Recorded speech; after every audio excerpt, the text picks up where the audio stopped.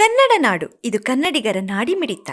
CM ಮುಖ್ಯಮಂತ್ರಿಗಳಾಗಿರುವಂತಹ DK. Shivakumar ಅವರು ಈಗಾಗಲೇ ಒಂದು ಆದೇಶವನ್ನು ಹೊರಡಿಸಿದ್ದಾರೆ.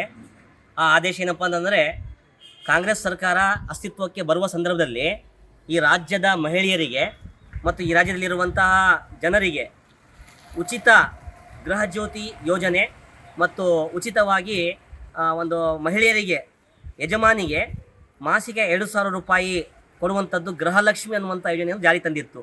ಭಾಳ ಸಂತೋಷ, ಭಾಳ ಉತ್ತಮವಾಗಿ ನಡೆಯಿತು. ಅದಕ್ಕೆ ನಾವು ಶುಭಾಶಯಗಳನ್ನು ನೀಡುತ್ತೇವೆ. ಆದರೆ ಡಿ.ಕೆ. ಶಿವಕುಮಾರ್ ಅವರು ಮುಖ್ಯಮಂತ್ರಿಗಳು ಈಗಾಗಲೇ ಒಂದು ಆದೇಶ ಏನು ಕೊಟ್ಟಾರಪ್ಪ ಅಂತಂದರೆ, ಎಲ್ಲ ಫಲಾನುಭವಿಗಳು ಮತ್ತೊಮ್ಮೆ ಅರ್ಜಿ ಕೊಡಬೇಕಂತೆ. ಈ ಮತ್ತೊಮ್ಮೆ ಅರ್ಜಿ ಹಾಕುವುದು ಇದು ಫಲಾನುಭವಿಗಳಿಗೆ ತೊಂದರೆ ಕೊಡುವಂಥದ್ದು. ಈಗಾಗಲೇ ಎಲ್ಲರೂ ಫಲಾನುಭವಿಗಳಿದ್ದಾರೆ, ಲಾಭ ಪಡೀತಾ ಇದ್ದಾರೆ. ಅಂಥವರಿಗೆ ಮತ್ತೊಮ್ಮೆ ನೀವು ವಿವಿಧ ಇಲಾಖೆಗಳಿಗೆ ಅಲೆದಾಡುವಂಥ ಒಂದು ಪರಿಸ್ಥಿತಿ ನಿರ್ಮಾಣ ಮಾಡ್ತಾ ಇದ್ದೀರಿ. ಇದು ಸರಿಯಲ್ಲ. ಯಾಕೆಂತಂದರೆ ಈ ರಾಜ್ಯದ ಮಹಿಳೆಯರು ಮತ್ತು ಯಜಮಾನಿಗಳು ಮತ್ತು ಈ ರಾಜ್ಯದಲ್ಲಿರುವಂಥ ಸಾರ್ವಜನಿಕರು ಈಗಾಗಲೇ ಭಾಳಷ್ಟು ತೊಂದರೆಗಳಿಗೆ ಅನುಗುಣ ಸಿಕ್ಕಾಕೊಂಡಿದ್ದಾರೆ. ಅಂಥ ಸಂದರ್ಭದಲ್ಲಿ ಮತ್ತೊಮ್ಮೆ ಈ ಒಂದು ಆದೇಶ ಮಾಡುವುದು ಒಂದು ರೀತಿಯಾಗಿ ಫಲಾನುಭವಿಗಳಿಗೆ ನೀವು ಅನುಮಾನದಿಂದ ನೋಡ್ತಾ ಇದ್ದೀರಿ. ಇದು ಸರಿಯಲ್ಲ. ನೋಡಿ, ತಾವು ಹೇಳ್ತಾ ಇದ್ದೀರಿ ಈಗಾಗಲೇ ದುರುಪಯೋಗ ಆಗ್ತಾ ಇದೆ ಅಂತೇಳಿ. ದುರುಪಯೋಗ ಆಗದವರಿಗೆ ನೀವು ತಡೆ ಹಿಡೀರಿ.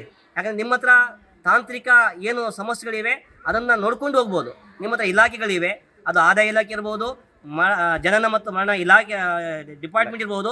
ಅದರಿಂದ ಮಾಹಿತಿ ತೊಗೊಂಡು ಕೊಡ್ಬೋದು. ತೊಗೊಂಡು ಈಗ ನೋಡಿ, ಹೀಗಾಗಿ ಇಡೀ ಕರ್ನಾಟಕದಲ್ಲಿ ಮಾರ್ಚ್ ತಿಂಗಳ 2026ಕ್ಕೆ ಸಂಬಂಧಪಟ್ಟಂತೆ 1,95,224 ಜನ ಡೆತ್ ಆಗಿದ್ದಾರೆ.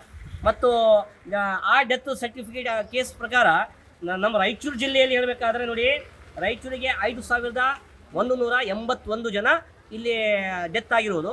ಅಂಥವ್ರಿಗೆ ನೀವು ಪರಿಷ್ಕರಣೆ ಮಾಡಿ ಅಂಥವ್ರು ತಡೆ ಹಿಡಿರಿ.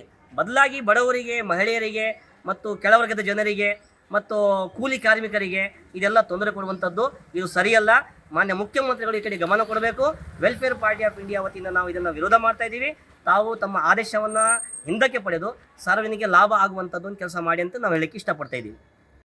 ಗೃಹಲಕ್ಷ್ಮಿ ಮತ್ತು ಗೃಹ ಜ್ಯೋತಿ ಬಗ್ಗೆ ನೂತನ ಒಂದು ಕರ್ನಾಟಕ ರಾಜ್ಯದ ಮುಖ್ಯಮಂತ್ರಿಯಾದ ಸನ್ಮಾನ್ಯ ಶ್ರೀ ಡಿ.ಕೆ. ಶಿವಕುಮಾರ್ ಅವರು ಆದೇಶ ಹೊರಡಿಸಿದ್ದು ವೆಲ್ಫೇರ್ ಪಾರ್ಟಿ ಆಫ್ ಇಂಡಿಯಾ ಇದನ್ನು ನಾವು ವಿರೋಧಿಸುತ್ತೇವೆ. ಏಕೆಂದರೆ ಬಡವರ ಪಕ್ಷ, ಬಡವರಿಗಾಗಿ ಈ ಒಂದು ಹೇಳಿದ ಜನರಿಗೆ ಚುನಾವಣೆಯಲ್ಲಿ ಅವರು ಗೃಹ ಜ್ಯೋತಿ, ಗೃಹಲಕ್ಷ್ಮಿ ಇನ್ನಿತರ ಒಂದು ಸ್ಕೀಮ್ಗಳ ಮೂಲಕ ಸರ್ಕಾರವನ್ನು ರಚನೆ ಮಾಡಿದರು. ಈಗ ಮತ್ತೊಮ್ಮೆ ಆ ಗೃಹ ಜ್ಯೋತಿ, ಗೃಹಲಕ್ಷ್ಮಿಯನ್ನು ಎಲ್ಲ ಒಂದು ಬಡವರು ತಮ್ಮ ಅಪ್ಲಿಕೇಶನ್ಗಳನ್ನು ಹಾಕಬೇಕೆಂಬ ಒಂದು ಆದೇಶ ಹೊರಡಿಸಿದ್ದು ಇದು ಸರಾಸರಿ ಒಂದು ತಪ್ಪಂತ ವೆಲ್ಫೇರ್ ಪಾರ್ಟಿ ಆಫ್ ಇಂಡಿಯಾ ನಾವು ವಿರೋಧಿಸ್ತೇವೆ. ಆದ್ದರಿಂದ ತಕ್ಷಣವೇ ಆದೇಶವನ್ನು ಹಿಂಪಡೆದು ಬಡವರಿಗೆ ಅನುಕೂಲ ಮಾಡಿ ಈ ಒಂದು ತಾವು ಪರಿಷ್ಕರಣೆ ಮಾಡಬೇಕಾದರೆ ಆದಾಯ ಇಲಾಖೆಯಿಂದ ಮತ್ತು ಜನನ ಮತ್ತು ಮರಣ ಇಲಾಖೆಯಿಂದ ಈ ಆದೇಶಗಳನ್ನು ಪರಿಷ್ಕರಣೆ ಮಾಡಿ ಜನರಿಗೆ ಯಾರು ಇದರಲ್ಲಿ ದೋಷಾರೋಪಣೆ ಇದ್ದಾರೆ, ಯಾರು ತಪ್ಪು ಜನರು ಇದರ ಒಂದು ಇದು ಮಾಡ್ತಿದ್ದಾರೆ, ದುರುಪಯೋಗ ಮಾಡ್ತಾರೆ, ಅಂತಹ ಒಂದು ಅಪ್ಲಿಕೇಶನ್ಗಳನ್ನು ತಾವು ತಕ್ಷಣ ತೆಗೆದು ಕೇವಲ ಇದಕ್ಕೆ ಬಡವರು ಮತ್ತು ತಾವು ಸೀಮಿತ ಒಂದು ಜನರಿಗೆ ಕೊಡಬೇಕೆಂಬ ಒಂದು ಆದೇಶ ಇದೆ, ಅದನ್ನು ಜಾರಿಗೆ ಮಾಡಬೇಕು. ತಕ್ಷಣದಿಂದ ತಮ್ಮ ಆದೇಶವನ್ನು ತಾವು ಹಿಂಪಡಿಬೇಕೆಂದು ವೆಲ್ಫೇರ್ ಪಾರ್ಟಿ ಆಫ್ ಇಂಡಿಯಾ ತಮ್ಮಲ್ಲಿ ವಿನಂತಿ ಮಾಡಿಕೊಳ್ಳುತ್ತದೆ. ಅಲ್ಲ ಸರ್, ಏನಂತಂದ್ರೆ ಈ ಒಂದು ರೀತಿಯಲ್ಲಿ ಸರ್ಕಾರ ಅಂದ್ರೆ ಕಳೆದ ಬಾರಿ ಅಂದ್ರೆ ಮುಖ್ಯಮಂತ್ರಿ ಸಿದ್ದರಾಮಯ್ಯ ಅವರು ಆದ ಸಂದರ್ಭದಲ್ಲಿ ಅವರು ಹಕ್ಕುಗಳನ್ನು ತಿಳಿದ್ರು. ಈಗ ಡಿ.ಕೆ. ಶಿವಕುಮಾರ್ ಆದ ನಂತರ ಈ ರೀತಿ ಒಂದು ರೀತಿಯಲ್ಲಿ ಪರಿಷ್ಕರಣೆ ಮಾಡೋದು, ಒಂದು ರೀತಿಯಲ್ಲಿ ಪುನಃ ಅರ್ಜಿ ಸಲ್ಲಿಸುವುದು ಯಾವ ಮಟ್ಟಿಗೆ ಸರಿ? ಇದು ಈ ರೀತಿಯಲ್ಲಿ ಇದಾದ್ರೆ ಒಂದು ರೀತಿಯಲ್ಲಿ ಬಡ ಬಗ್ಗರನ್ನ ಅಥವಾ ಶೋಷಿತರನ್ನ ಅಥವಾ ಅಸಹಾಯಕರನ್ನ ಸರ್ಕಾರಿ ಕಚೇರಿಗೆ ಅಲಿದಾಡುವಂಥ ಪರಿಸ್ಥಿತಿ ಆಗುತ್ತಲ್ಲ. ಇದು ಸರಾಸರಿ ನಾವು ಖಂಡನೆ ಮಾಡ್ತೀವಿ. ಏಕೆಂದರೆ ಬಡವರಿಗೆ ತೊಂದರೆ ಕೊಡುವಂಥ ಒಂದು ಆದೇಶವಾಗಿದೆ. ಇಂಥ ಒಂದು ಆದೇಶಗಳು ತಮ್ಮ ಒಂದು ಸರ್ಕಾರ ಬರೋದಕ್ಕಿಂತ ಮುಂಚೆ ಮಾಡಿದಂಥ ವಾಗ್ದಾನದ ವಿರುದ್ಧ ಸಹ ಆಗಿದೆ. ತಾವು ಬಡವರಿಗೆ ವಾಗ್ದಾನ ಮಾಡಿದ್ರಂದ್ರೆ ನಿಮ್ಮ ಸರ್ಕಾರವು 5 ವರ್ಷ ತನಕ ಯಾವುದೇ ಬದಲಾವಣೆಗಳು ಮಾಡಬಾರ್ದು.